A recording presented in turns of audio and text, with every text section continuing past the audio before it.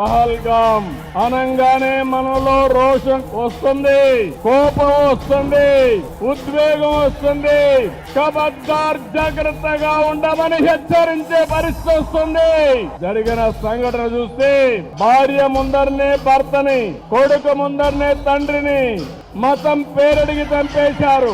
ఇది ఎక్కడ న్యాయం అని నేను అడుగుతున్నా. అలాంటి సంఘటన దేశం మొత్తం ప్రతి ఒక్కరిలో కూడా ఒక ఆవేశం వచ్చింది. అంతేకాదు ఒక బాధ, ఒక పక్కన ఆవేదన కూడా వచ్చే పరిస్థితి వచ్చింది.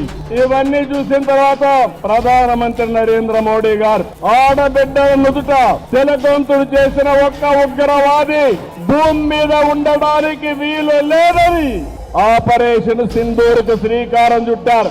మీరు గుర్తుపెట్టుకోండి, మనం ఎప్పుడు కూడా వేరే దేశాల పైన యుద్ధానికి పోవడం లేదు.